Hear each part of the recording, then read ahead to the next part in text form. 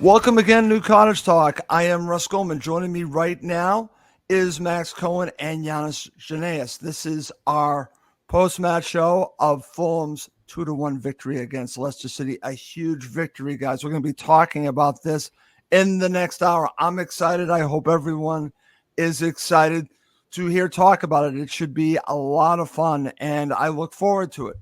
Before I go to my co-host, I do want to mention, and I just launched a Cottage Talk Patreon account, and you'll see the scroll if you're watching live at the bottom of the screen. I would just ask you to please do check out the Cottage Talk Patreon account. I do have 3 episodes up there. There's one very interesting episode that I would highly recommend everyone checking out. These episodes are free. These 3 episodes that I've launched are free. There's one with an interview with Joe from Turfcast where we talk about Sander Berge. I'm just going to tell you, please check it out. I'm not going to tell you what it's about, but just check out the interview with Joe because he gives some very interesting information on his thoughts of where Sander Berge should fit with Fulham Football Club. Fascinating. So check it out. If you're interested in becoming a paid member, please do. But I want you to check out the page first. Check it out. Listen to it. These 3 episodes are free. And if you become a paid member, I promise you I will give you my best and give you the content I can give you. Okay, enough of that. Let's get to talking about the show. First of all, Mr. Cohen, welcome back to the show. How you doing? Good. I'm great. First one of the season, home match. Delighted that Smith Rowe got his goal and Iwobi got his goal. We're basically just an Arsenal youth product team at this point, but that's okay. Okay, excellent. Over to you, Yannis. What are your thoughts? Well, we're 10th in the league. Can it get better than this? No. No, brilliant. It was a potential banana skin playing Leicester. They played very well second half against Tottenham. And they've got some very good experienced Premier League players. And they've just picked up, obviously Winks and Oliver Skip. So this was not going to be an easy game, and it turned out not to be, but very pleased to get the 3 points and get us off the schneid.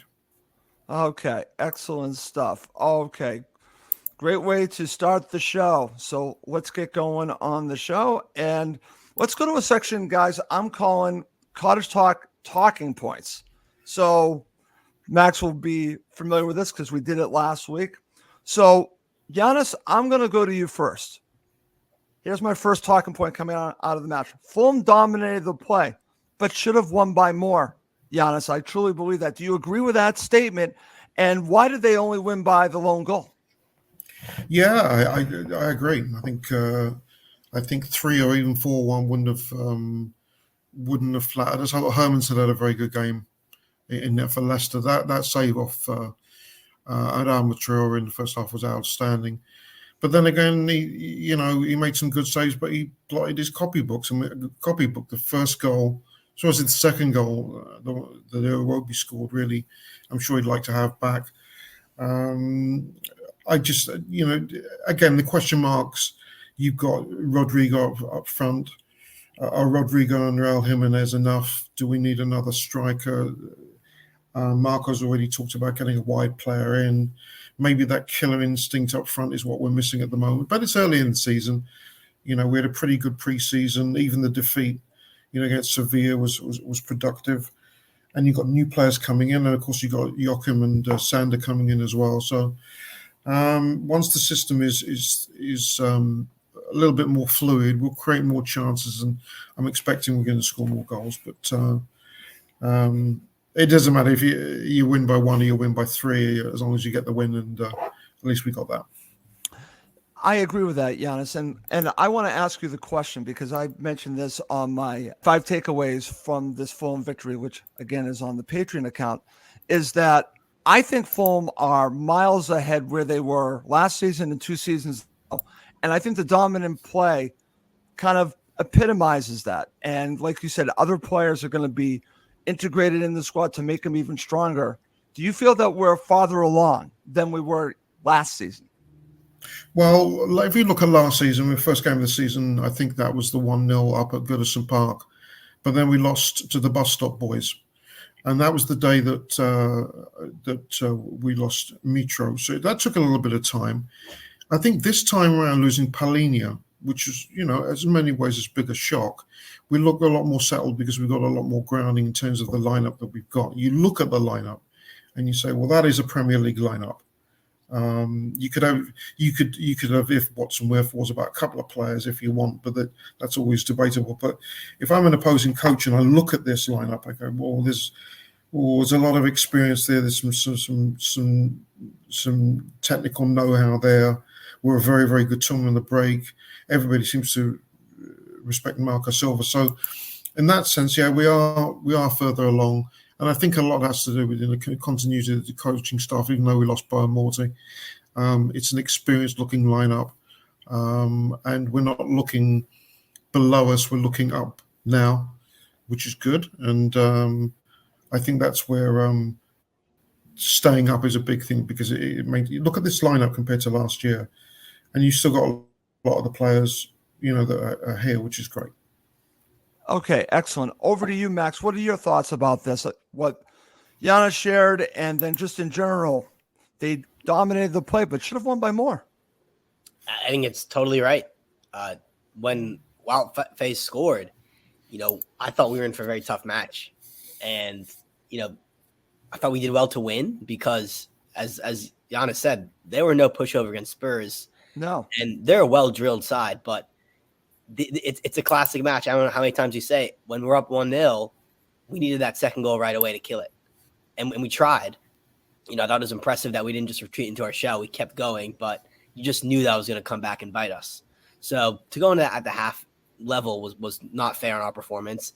And we were a much better side second half. But you always felt in a team with Jamie Vardy in it that just one chance. All it took was one chance. And he actually didn't play well at all. He didn't. I'm glad that you brought that up. He did not. There's that fear that just one deflection, one through ball, and he's in because he's the best lethal finisher of his generation, you could argue. But yeah, I don't know. We'll talk about Muniz, right? Because you brought up the striker. Yep, we're going to talk about him. I know Tony Gale was talking about this on a commentary in America. I'm not sure what you guys heard on the international feed, but when you looked at him and saw number 9 and saw the way he was throwing his body around, it really was like Mitrovic. Now, he didn't have any end product. And he did another bicycle kick that went in Rosette. But, I mean, he's – I don't know. I'm not a total Muniz lover, but I really like the way he acquitted himself. And the goal will come. I mean, he missed that sitter that Traore set him up against, which was really poor. But I don't know. The physical presence he gave was encouraging. Like, he bullied Faze and Vestergaard. And they're not small center backs. Okay. Max, you ruined my talking points. Okay, here was one of my talking points. Do you think Rodrigo Muniz is about to start scoring again? And I was going to bring up what Tony Gale said, so you stole my thunder. You totally did, but that's great. This is what happens when I join the show with you and Russ and Yannis is in the waiting room. We get cooking. Well, you're right there, because I actually truly believe that. And we're going to go right to this talking point, talking about Muniz, because Gale was like, basically, like you mentioned, he was talking up and comparing to Mitrovic. I'm like, wow. So, and Tony knows this stuff. Tony's been on this show. So I actually agree with him. I know we could argue that we need another striker, but I think Muniz, Yannis, I'll go to you again. Max takes us to my next talking point, talking about Muniz. And what are your thoughts? Do you think he's close to starting to score again? Yeah, he is. I mean, he set up the first goal. Remember, it was the flick. There was the flick onto the ref. Actually, did a very good job with the flick onto Adama Traore that led to his run inside the pass to Smith Rowe. Yeah, I think he is. He had a couple of chances, but it is. I still consider the first few games a little bit. Anything can go. The one good thing about him is he's working hard. He really does put himself about. And to be fair, Raul did when he came on as well. So, I mean, it's not that they're not working hard. It's a well-drilled team that won't quit. And I think we were unlucky last week against United. That was just sort of, Xerxes stick his leg out, and it's one of those games. We really saw the real United yesterday. But I mean, overall, I think he's working hard enough, and he's getting into positions where chances are going to come and he's going to score goals. So I've got no doubt about that. Okay. All right, guys, I'm going to share some comments that we already have. So keep the comments coming if you're watching live. Let's share this one. Exciting times being a Fulham fan. Love the transfer being done by FFC. We can talk about that during the show. Totally agree. This is from Gary Cooper. Not sure about Pereira. He looks lazy, but his passing on some occasions is shocking, but shaky in defense. That's from Gary Cooper. This is from Ross. He says, calm down about Muniz. We're only 2 games in. It will come, and I agree with that. And this is from Colm Bugler. Hi, everyone. When he gets one, it could open the floodgates. I keep that Muniz is a confidence player. I totally agree, Max. I actually believe that if he just scores one, and I actually said this on a podcast I just did, that one, and it's going to open up. Your thoughts? Yeah, I mean, that's what we saw last year, right? So when he scored one, it just came in absolute droves. What I do have to say is I think all the conversation with Muniz is kind of missing the point sometimes, because we can go minutia whether he's going to start scoring, confidence player, or whatever, which is all true and valid. But when you look at the squad and what we've assembled this summer, especially, because I think we need to give credit where it's due. I think it's been an excellent transfer window. Yep. Sanderberg's class, Anderson, we all know his class. We've gotten rid of a lot of players who don't start anymore, and we've cleared the books. I mean, Smith Rowe, that's record signing. Obviously scored a goal. He'll be great for the future. Cuenca as well. Don't know anything about him, but he seems to be a future forward signing. The squad around the striker position is approaching like top 8 level, I'd say. And then you have Muniz. And I think that I just went on for a minute how I like Muniz, but yeah, it seems like he's a bit of an odd one out in this. He seems he's not a finished product yet. And when you look at that starting 11, it's a bit of a weak spot. And this goes back to what we were talking about last week. Do we need to sign someone new? Because in a team that's going to create so many chances, do you want a striker who's that inconsistent? I don't think so. I understand that, but what if he starts scoring again, Max? That's the point that others are making, that I'm making. What if he gets the one? I mean, how many goals is realistic for me? Is he a 15 a season goal striker? Is he 10? He's 10. I think if you want a challenge for Europe, which I think everyone agrees is our goal, maybe it's not realistic. Yeah. You need 15, 20. You need an Ivan Toney, you need an Ollie Watkins, and this team's missing that. Now, the counter argument is, though, quickly, is that Smith Rowe brings goals from midfield, Iwobi Traore chip in. Yep. And we don't rely as much as on a central striker. But that's a riskier move, I think. Okay, excellent. All right, guys, let's transition since we're talking about the play up front. Let's talk a little bit about Adama Traore. And this is an interesting one. It might be a little controversial, okay? I'll go to you first, Yannis. Do you think Adama Traore should be a regular starter? Before I get your answer, I'm going to say no. And I'm going to tell you why. One, I think Fulham are in the market for one or potentially 2 wingers. So I think that they are looking for a regular starter to be another winger to go with Iwobi. That's what I think. Also, I think Adama Traore, if you have him for 30 minutes at the end of the match, could be more of a weapon than playing for 60. That's my argument. My argument is that, yes, he can start. Yes, he can give you 60, but I don't think he can give you 90 because I think he tires over time based on the way he plays. So what are your thoughts? I say I don't think he should be a regular starter once we get reinforcements coming in. Depends on the team that we're playing. I mean, yesterday Leicester played the low block, and that really cut down the amount of space you could get behind the fullbacks. You get teams that try and do the high block like Tottenham, he's going to get that room. He had a good preseason. I think he's playing. He did. And he's playing because Marco's saying, look, you've had a good preseason. I'm going to reward you by playing you. I'm going to make you. I mean, is he an impact sub? Yeah, but I think based on the training so far and what he sees on the field, the training field, Hotspur Park, he obviously likes what he's seeing. And again, he set up Smith Rowe's goal. He had them all over the place, cutting from right to left. It's a beautiful ball to Smith Rowe. Absolutely, really, really well. And that's the thing about him is, if he's not playing well, don't pick him. But as long as he's playing well, pick him. Okay. So what's interesting about this, and I'm glad that you brought up the assist and also the shot early in the match. It's Yeah. a difficult argument for me to make right now, because if you look at the evidence at the beginning of the match, well, he made an impact, right? But if you look over the course of the 60 minutes, it starts to wane. And I saw this before. But then I'm looking at the flip side, Yannis, and I'm thinking, wouldn't it be great? And we've already seen it. Comes on for 30 minutes when the team is tired, Yannis, and take advantage of them. He's in between right now. I think Okay. I think he'd have half the supporters in the camp if he starts, and half that say he shouldn't. Marco's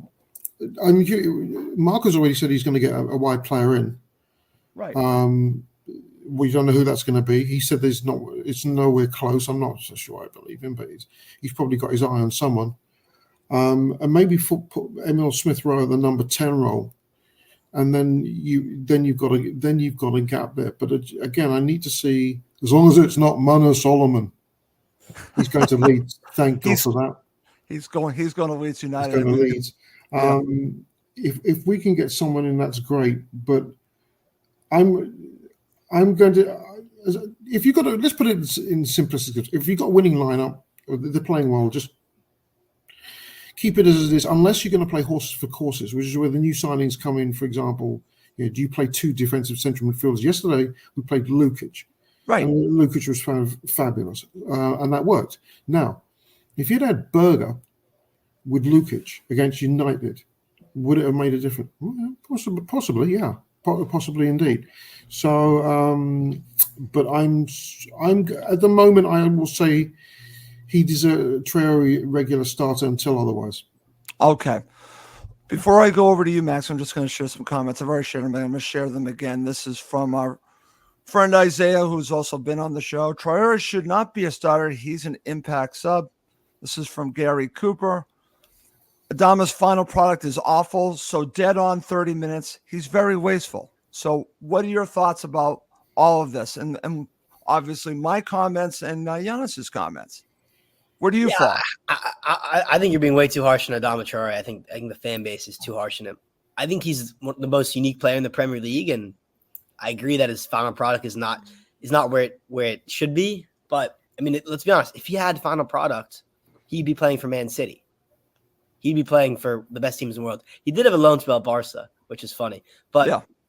I mean, he gives us something that no player on our club gives us. And the final product thing, as you said, Russ, he had that excellent assist. He did. I mean, you want to talk about decision making. He's on a fast break. I think this is what Traore gets criticized the most. He has acres of space and makes the wrong pass. But look what he did to Smith Rowe. It was the right ball at the right time. Didn't get Iwobi involved, who was offside.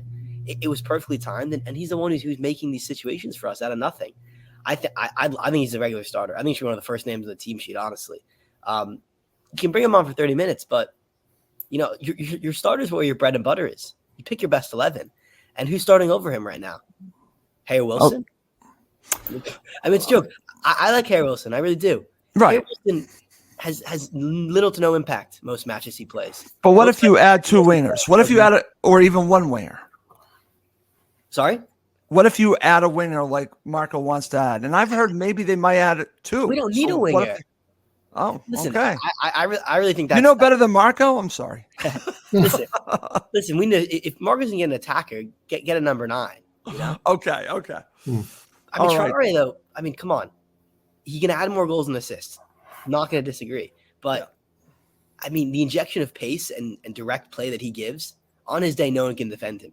I agree with that. Yeah, so that's just me. That's me. Okay. I'm going to share some comments.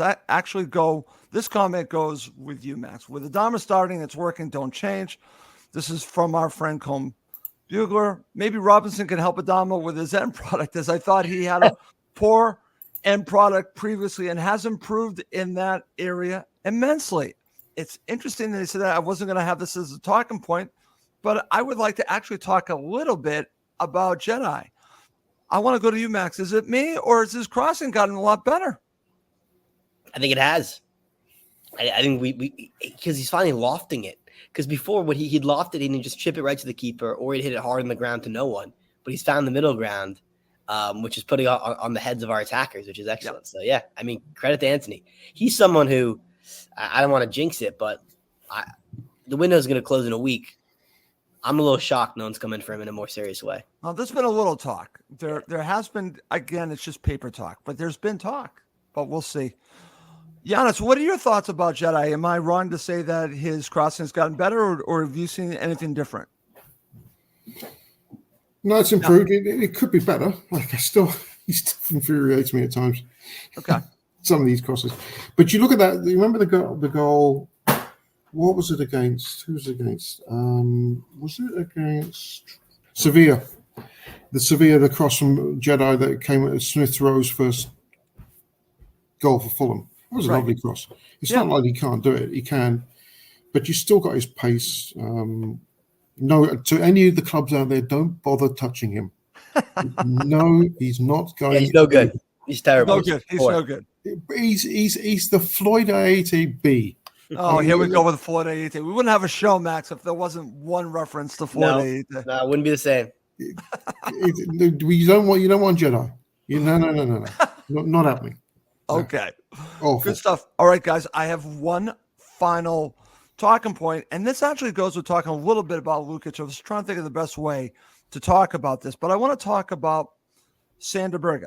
And I'm not sure which way to pronounce it. Is it Sander Berge, Sander Berge, Sander Berg? I don't know which way, but I'm going to say Sander Berge because that's what most people are saying. So let's talk about this, Max. I want to get your thoughts because I thought Sasa Lukic played well as your number 6. I did a podcast, like I mentioned at the top of the show. I want all the Fulham supporters to listen to that episode on the Patreon account. It is free. Check out what Joe had to say about it. But what do you see them doing with Sander Berge? It sounds like they're going to have him at the number 6, but if Lukic keeps playing well like this against certain opponents, maybe you play them together. What are your thoughts? Where do you see his role being? I think it's all about options is how I view it, right? Is that in the matches against the big teams, you might play him alongside Lukic. But I think he's probably going to step ahead of Lukic in the order. That's my guess. Is that in a match like today with Berge fully fit, he'd start as the holding midfielder, Lukic on the bench, and then you'd play 2 more attacking, Pereira, Smith Rowe ahead of him. Okay. But I mean, it is a bit of a dilemma because Lukic has been playing well. But right, how do you drop him at this point? How do you drop him? How much do we spend on Berge? Spent 20? A lot of money on Berge. 25. 5. Say again? Yeah. 20 plus 5 with add-ons. So you play 20 plus 5. That's a starter money. You don't play 20 plus 5. Of course. So I do think Lukic is the one who's going to get chopped. But I think there are a lot of matches this season where you're going to need Lukic and Berge together. So, it's all about rotation. And it's not, gone are the days when we played, K-Mac, Johansson, Kearney every match this season in center mid in the championship, right? Like, I think that's sometimes the way I view it is like, who's our starting 11? But, if you want to challenge top 8, you have multiple players you can swap in whenever you want. So I guess it's not a simple answer to where he plays, but that's how I see it. Well, what's interesting, before I go to Yannis, I definitely want to get Yannis's thoughts on this. Does this also affect Pereira and Emile Smith-Rowe? Yes. What I mean, if you're playing to the opponent, right? Say we're playing Arsenal. Do you play Lukic and Berge together, and then you have, say, Pereira as your number 10, and then you put Emile Smith-Rowe wide? Do you mix and match based on the opponent? Now, others might say, no, Emile Smith-Rowe should be your number 10. But here's the thing. Marco loves Pereira. So I think this, as you mentioned, gives Marco options, but it's going to be interesting to see how he works out getting all these players on the pitch, Max, together. Yeah, no, I think it's a great point. I think you're right. This has so many – the signing of Berge has many more knock-on effects than just the center mid because it affects everyone. But that's why we signed Smith-Rowe, right? I mean, he can play anywhere across that midfield 3, I'd argue. He can play on the wing or down the middle. Pereira doesn't have that same flexibility, but yeah, it's all about giving him options in there. Okay. What are your thoughts about this, Yannis? I find this fascinating because we know that Emile Smith-Rowe can play left, wide. He can do that if you need him to. Pereira obviously can play the number 10. As you mentioned, maybe it comes down to the opponent. Do you play Lukic and Berge together? like they played, say, Reed and Lukic together? Do you do that? And then you have, say, Pereira as your number 10 and Emil Smith-Rowe wide. Is really the easy answer that we don't know yet exactly how he's going to be used, and it might matter on the match? I think it would be tremendously tough to drop Lukic. That's my point. Yeah, I think he's back to the sort of form he was showing in Torino. He's again yesterday excellent, and the thing about Marco Silva though is it's his team, so he's not going to pick Berger just on the basis of a transfer fee. I think that if Lukic is playing, he's gonna say to Sander, well, you keep training. They're going to be games we're going to use the twin DCM. But how do I drop someone who's playing so well? The only problem we were talking about Pereira earlier, and fans are critical of Pereira, but yesterday he created 7 chances again. He did. We look at him and we go, what's he doing? And yet the stats bear something completely different. Which means, and he's one of his guys, which means then what happens to Smith-Rowe? Well, you've got to start Smith-Rowe. So then what do you maybe play Emil Smith-Rowe in a false 9? That's an interesting to get them all in. way to look at it. No, that's actually an interesting way to look at it, Yannis. Listen, Manchester United just did that. So yeah, they did.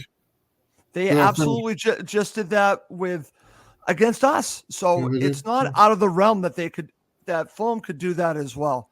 Why do I have scary thoughts of a former player? I guess I'm blanking right now. That was defensive midfield. Why am I blanking on him? You guys will defensive? Yep. Who? That actually was forced to play that false 9 in a game, and I believe I want to say it was against Brentford of all teams. So Stefan Johansson. Wow. Steph Joe. Wow. Boy, there is a huge Goldman for you. Wow. Yes. Yeah. I was just trying to think of a time that we actually did that and it didn't work. It didn't work. Good old Steph. But you think it could actually work, Yannis, with Emil Smith-Rowe playing, say, a false 9? I think the question is going to be, if you're going to play your starting 11 and you're going to play your best 11, you can't drop the players who are playing well. So if you've got the players who are playing well, then what do you do? Unless, of course, he does the unthinkable and he drops Pereira. Oh, he won't do that. But but Lukic for me is one of the first players on the list, on the team list right now. Right. So you can't you don't drop him. Berger's going to have to find a way, injury or illness or suspension notwithstanding. Take Ipswich next week. Right. You look at that and you go, oh, you're playing away from home, and Ipswich are going, yeah, we can get our first win.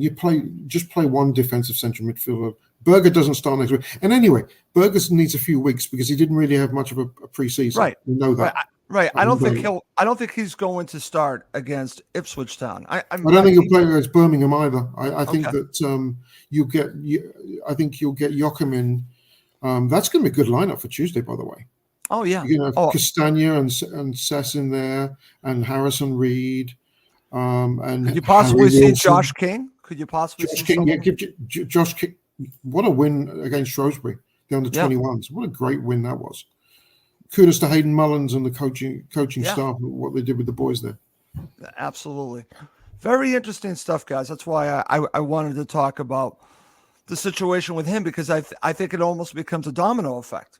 Sander Berger. But what's interesting, and I'm glad we're both talking about it, all three of us, that right now, Max, how can you drop that? How can you drop Sasa Lukic? But this is a player that you spent a lot of money for. So what do you do? So it's, I guess, a good problem to have before we end this topic. It is a good problem to have. I would love to know what Marco Silva's man management is like with Lukic, because, I mean, Lukic always kind of played second fiddle to Palhinha.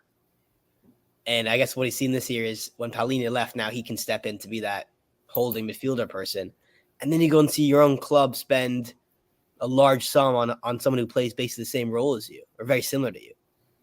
That's one of the aspects of football I never quite understand, is how managers and the backroom staff make it work. Because if you're Sasha Lukic and you see all this speculation about we're going to sign a big guy from Burnley who plays where I play right after you thought you had your chance, I mean, I'd be bereft. I'd be upset. I wouldn't want to play for Silva. So I assume there's some conversations happening where Marco says, you'll play with me in these situations. You have to be okay with your role. But I mean, or he says, hey, you fight. And we had a situation when Paulinho was suspended, right? Right. Remember there was like that match at Wolves. Like, who starts against Wolves? Do we bring Paulinho right back, or do you start Lukic and Reed? And I think Marco will say it's just performance-based, and that'll be the motivation. Okay, excellent. Guys, before we break down the match, let's go to a starting 11. Unchanged, Yannis, your thoughts? No arguments at all. Anderson, obviously, just a very recent signing. I'm not sure. It hasn't been disclosed whether we got the paperwork in or not on time. Berger's not had any sort of real pre-season training. No complaints at all. Get the win. At least put the strongest lineup out, and then you can play a lot of your bench players. And one of the question marks, of course, was going to be the play of Issa Diop. Right. Diop had a good game yesterday as well. So this is great. This is the sort of best case scenario that Marco and the coaches want. You got players like Anderson coming in. Cuenca looks like a good fit. Yeah. Diop's playing well. Bassi, actually, I'm going to give him a kick in the kneecap, because he was Fass's man for that header. Yeah. And he really should have covered that. Anderson will take care of that. But no problems with 11. Okay. Over to you, Max. Starting 11. Yeah, I think Giannis covered it perfectly. We played well first match, kept that the same. And, this might not be the starting 11 all season, but I mean, I think this was a perfect lineup for the moment. Okay, excellent. All right, coming up next, the guys are going to talk about both halves. We're going to break them down, and we'll end with man of the match. Okay, guys, let's get to it. Let's get to talking about the first half. And I'll share my thoughts, Max, and then I will go to you. What's interesting about this is that the way I look at it, before the goal by the equalizer that Leicester City got, Fulham, I thought, were dominant for the majority of the first half. I take that as basically a huge improvement over the performance against Manchester United when it was 15 to 20 minutes. We're going much further into a dominant period. Not that they were dominant at Manchester United, but they had their chances with Manchester United. It was more, I'm talking about just performance-based. It was good for a good chunk of that first half. And were creating a couple of opportunities. The one by Traore was very good. And then you get that great goal from Emile Smith-Rowe. So let's just stop there. And him getting his first goal with Fulham Football Club at home in the Premier League. I mean, it was a perfect finish. This is a Smith-Rowe that I think we have all wanted to see, that we're all so excited about, is someone who can just run with the ball at his feet and chip in goals in midfield. Set up by Muniz with that great flick onto Traore, and I love how Traore just surged through and, as I said earlier, picked the perfect pass, which is not something he always does, but it was a lovely flow and counterattack. But what's interesting is both of our goals came on the counter. And as Giannis mentioned, the low block that Leicester set up kind of frustrated us. But when you get those moments on the break at home, however rare they may be, we capitalize. And that was an important thing for us in transition. So great goal, very satisfying, delight for Smith-Rowe, open his account. Okay. And what did you make of the play overall in the first half and also giving up the goal? I thought it showed some mental weakness to let him back into it a bit, because I think we were so clear the better side, all over them. Sometimes you just need that second goal. And to give up a set piece like that was it was weak. Bassi should have done better, and then the offside stuff was hilarious because, Leicester, the fans were cursing out VAR for minutes. I know. But it was only VAR that gave them the goal, which they were too stupid to realize, which I thought was hilarious because the ref ruled it offside. The on-pitch decision was offside. Right. And if there's no VAR, they wouldn't have been awarded the goal. But I think it was the right call. Vardy was nowhere near Leno. But it did feel like a bit of deja vu in some home matches where we've dominated, let them back into it. But yeah, I thought we were the better side. Okay. Yannis, I want your analysis of the first half. Please feel free to share your thoughts on both goals there. But one question I have for you, and it goes to Tony Gale. If you listen to Tony Gale like Max and I, you'll hear Tony Gale talk about one specific player for Leicester City who was really not getting involved. And Tony kept talking about it. It was Harry Winks. That Fulham were pressing so well that Leicester City couldn't get him involved to affect them going forward.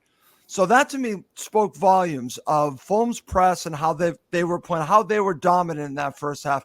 Give me your thoughts about that, because I'm curious where you go on that, because Tony Gill kept mentioning Winks at least a half a dozen times. Winks had a very good second half against Tottenham on Monday night, and that's why all of it you started to see the supply line to Jamie Vardy open up and create chances for him. And so clearly the coaches watched the game. I was surprised that Skip didn't start with Winks, but so be it. But they thought, well, okay, let's just starve the supply line. Just close him down, give him absolutely nothing, and he got nothing. And as a result of that, Jamie Vardy was ineffective, because remember he's 37, fantastic poacher. If you got half a chance of sticking in the back of the net, but he needs supply and he never got it.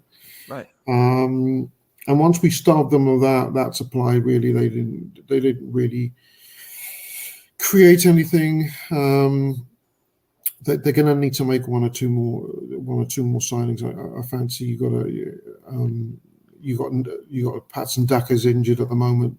They need another striker to help Vardy. I'm sure they didn't. I'm sure Steve Cooper didn't envisage starting the season with a 37-year-old up front. And I mean no disrespect to Jamie Vardy on that, but he needs help. They need depth. Yeah. I think they're going to be fine this year. I do, but they're going to have to score goals. And if they're going to rely on Vardy, then they have to sort out the supply line. And yesterday, you saw what happens when it goes belly up. They should have been 4 down at halftime against Tottenham. It was so embarrassing Monday, so one-sided. But second half, they opened things up a little bit. The low block became a little bit higher. They challenged Tottenham a little bit more in the middle. Winks got more space.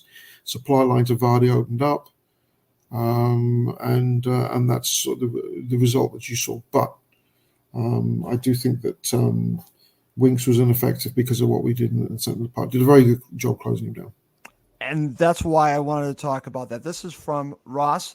He says, we bossed the first 30 minutes. The pace was good. A little upset with their goal. Need to look at set pieces at the back post. Apart from that, they had very little to offer, Yannis. And you're basically saying that you're talking about Vardy. He was non-existent. He really wasn't involved. And I think that goes back to Fulham shutting off that supply line. But what do you make of what Ross just shared there? Because he went to the set piece, went to the corner, and our marking was horrible on that. Yeah, if you got Fass on Vestergaard up, it's funny. I was watching the game, and I turned to my wife. I said, "Oh, this, I'm worried about this." And he went in. It didn't clue in immediately. The Bassi should have picked him up, because I was still arguing with the TV about there being an infraction there, but it was poor marking. And let's put it the way it was. And I'm sure Silva will say, look, in a game where we're dominating, we can't afford to let teams who haven't done a lot of possession back in because of set pieces. It's not good enough. No. So I'm sure he got an ear. Bassi got an ear. We'll get an earful of Motspur part tomorrow. Just keep an eye. You saw with the United Brighton game what happens when a whole defence switches off and you've got 4 unmarked men no further than 6 yards out. Right. You've got to be, especially with set pieces, it's got to be red alert. And first and goal on the 1 yard line. And you've got to be alive to that. And we weren't. And it was a good goal. It was a nice header. I mean, Leno wasn't going to get it. But nonetheless, it was disappointing in the manner of the goal. Okay, excellent. All right, let's go to the second half. Max, I'll go back to you. And I'm actually going to share something that I listened to after the match, and I listened to again this morning on BBC Sounds. I do this often. I listen to the opposition view. I like to listen to the opposition view, especially after the match. So I listened to BBC Radio Leicester after the Fulham match. They had a full-time show for about 60 minutes, and they were complaining about Leicester City not really getting at Fulham and all this stuff. But I think the big issue that they had in the second half, and I heard this, was that Fulham weren't as dominant as they were in the first half, didn't create much in the second half, and then they get the goal from a mistake they made. That's the way I was hearing. Basically, it was a Leicester City podcast and on BBC Radio Leicester. I want to get your analysis of Fulham's play in the second half, and then obviously I want to get your thoughts on the goal, because I think that had more to do with Fulham than it did to do with Leicester City. Yeah, I don't really know what they're talking about. Mistake. I mean, I guess the keeper could have done better, but what a ball by Anthony Robinson. Might be one of the best assists of the season, because to beat the fullback, take him completely out of the match, and Iwobi didn't even have to break stride. It was an exceptional run, but the ball was just, you couldn't make it more perfectly into his path and more perfectly weighted that for Robinson. So I think that's more to do with Fulham, but I think you're right overall about the second half. We weren't as dominant, ran out of steam a little bit. Maybe that's the kind of the Traore effect. Everyone got tired, just like he did. Yeah, but I mean, these are kind of matches you have to win in the Prem when you're not necessarily playing great second half. You know, you're back on level terms, but, you know, I didn't necessarily get the feeling the goal was coming, and maybe that's what Leicester fans are a little bit upset about. It wasn't like a period of total dominance camping outside. And I even felt at times that they were dangerous in the counter with their number 7 who was up against Robinson. I mean, he had a lovely strike, which just rose a little bit over. But, yeah, I feared Leicester on the break, but at the end of the day, you know, we did what we had to do, and it wasn't necessarily as pretty as the first half, but credit to Iwobi for finishing it. Right, and again, on this show, what was good is they admitted this, that Leicester City, even when they went down, didn't offer enough, Max, to get the equalizer. They didn't do enough. And I'll get Yannis's thoughts how Fulham saw the match out. But Leicester City didn't really do much. I don't think they did much the entire match. And I think that should be more of a testament of Fulham's play than Leicester City's play. I get that it's from their perspective, but my perspective is that Fulham did more than enough to win this game, and they saw the match out, Max. Yeah, 100%. And I mean, Leicester, I thought were pretty poor altogether. I think the one thing I can't get through my head is why they didn't impress us. When you play against Fulham, if Steve Cooper did any preparation at all, he should have realized, how do you get at Fulham? You press them. And they just gave us a lot of time. We actually took the initiative to them. You know, right. The commentator kept saying that we were denying Winkston and Didi any time on the ball. That's right. And I think that was true. And yeah, they were just too passive. But you know, they're a promoted club. We've been there. So I understand how it is. They're going to have a tough time this season. Okay. Over to you, Yannis. I want to get your thoughts on the second half. Also, like I said, if you feel free to comment on what I listened to on BBC Radio Leicester. It was interesting. I found it interesting. It is from that perspective of the opposition. So what did you make of Fulham's second half, the goal, and then obviously seeing the match out? Bloody homers, eh? They're watching on a different channel or what? No, they were never in it. No, they can't talk about lack of dominance in the second half.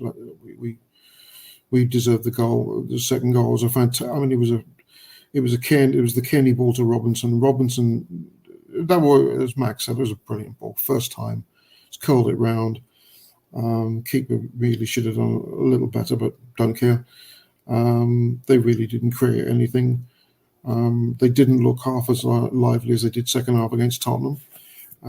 It's almost as if they didn't have a lot of self-belief. It was, and I'm going to mention this. It was really weird seeing Bobby Decadevere in a blue shirt. It didn't seem right. He was with us for 5 years, and you know what a great servant. But no, they can't complain about the result. We were the better side in the second half. They didn't create a lot. So you know I think they've got, who have they got next week? Have they got City? Have they got City next week? I'm not sure who Leicester City have next week. They got someone very good next week, so that'll give them something to tide over and moan about. They've got Okay, great. Tranmere Rovers in midweek, and then Villa. And then Oh, Villa. they've got, oh dear. Yeah, I good wouldn't luck want to to play them. Tranmere now. On their form? No way. Well, you know what? Villa will have some fun with them, I fancy. I have a feeling you're right, Giannis. All right, let's finish up the show with man of the match. I'll go to you first, Giannis. Who's your man of the match? Sasha Lukic. I thought Great, that's a great one. He is so tight on the ball. He so calm, rarely loses the ball, looked unruffled, won every tackle. Just superb, and he's playing very, very well, and that's why the Sanderberger one. If Silver's an intelligent coach, he's not going to look at a price tag and go, right, I'm going to play you. I spent 30 million on you. He won't do that. If Lukic is playing well, he stays in the lineup, and because Berger isn't fit yet, he's got a few games to get ready. But let's not forget, Lukic is a Serbian international. I mean, that's right. Berger being a Norwegian international. I mean, it's not like he doesn't play at the highest level, and he's very quietly gone about his job. Look at Harrison Reed. You don't hear anything about them. They just get on with it. They just do their job, yeah. They just do their job. And by the way, Harrison Reed, good to see him get some minutes, but I don't know what that's going to look like for the rest of the season. Hopefully, we give him more time. But for me, it was Lukic. Okay, so before Max, I go to you and get your thoughts. I have to share the comments because they're all coming. So this is from Ross. He says, for me, man of the match was either Lukic or Jedi. I think Jedi's a good shot too. Isaiah says Lukic. We're going to get a lot of Lukic. So everyone's agreeing with you, Giannis. Looks like it's Lukic. Let's see. This is from Steve Turner. Iwobi or Bassi, unsung, unpraised, and overlooked. Interesting. And this is from our friend Wayne. He says Lukic, man of the match. Okay, so there's a lot of Lukic, but some other good shouts too. How about you, Max? I was going to say Kenny Tete randomly. We haven't talked to him at all. He was excellent. He's quietly going about his business again as someone who's just, Castagna can't get in the side because Tete's playing so well. And every match, Tete seems to put like a 50-yard run where he beats 5 players out of nowhere. I mean, it's amazing. He's just gliding past him like it's nothing. No one really stood out. So I think Lukic is a really good answer because he just bossed it. Just bossed it totally. Okay. I'm going to go with everyone. I'm going to say Lukic too. I thought he was dominant and really affected the game as, like I said, I think he is a huge factor in why Harry Winks didn't play well. And I think he was just part of the machine that really just controlled that game. And I think if he continues to play like this, it gives Marco some interesting decisions to make. And that's what's good. You want to be in a situation like this. And as we're doing the show, unfortunately, I'm now watching the other club in Fulham go up by 2 goals, and that makes me sad, Giannis. I have to mention that. Boo to the boo. Yeah. The bad guys are winning. Boo. Yeah. Oh no, they're the bad guys. Let's just leave it at that. They are totally the bad guys. How many players in the bench do they have today? Did they get 20? They got an extension from the Prem? They've got the whole of the away end. They'd probably be better than who they have actually on the bench. Yeah. Oh, let's not mention Tosin. Is Tosin in the lineup today? I don't even know, guys. I haven't looked. He's not starting. No, he's not. Definitely not starting. And he's not on the. Is he on the bench? No. Oh, yes, he is. Okay. Marcus Bettinelli has a better chance of making an impact this season at Chelsea than Tosin does. I love that one. I love that one. And before we go, and I just want to mention this because we've talked a little bit about backup goalkeeper for Fulham and it being Bender, right? And nothing against him, but shame on Fulham for not giving a friend of mine a phone call to see if he would join them.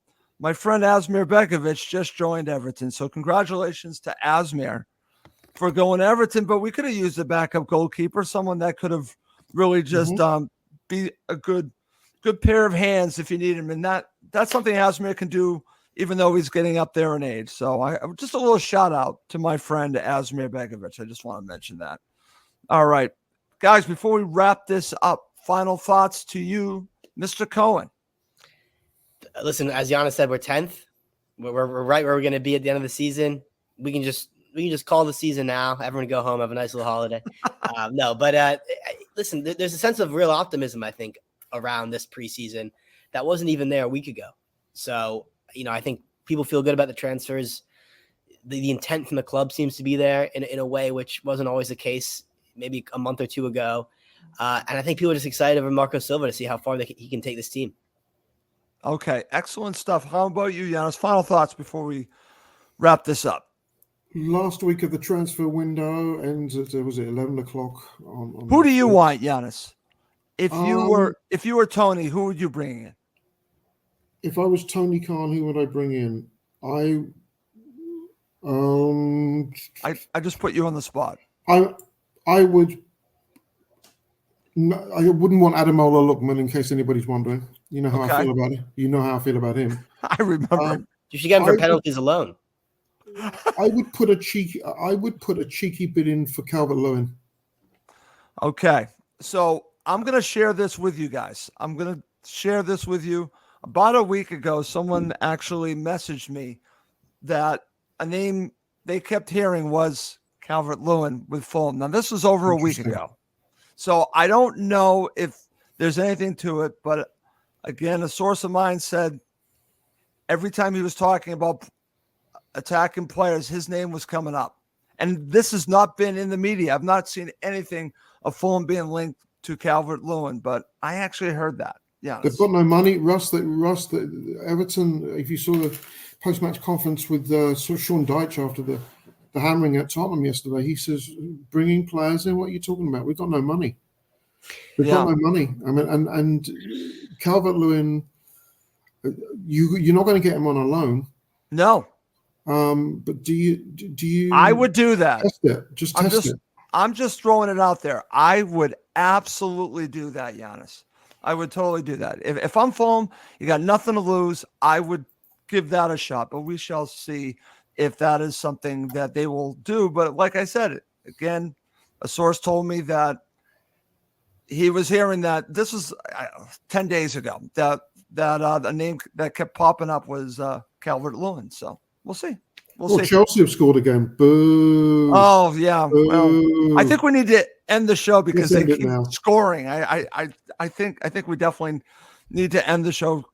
It's now 5-2. Yes, I'm aware that it's 5-2.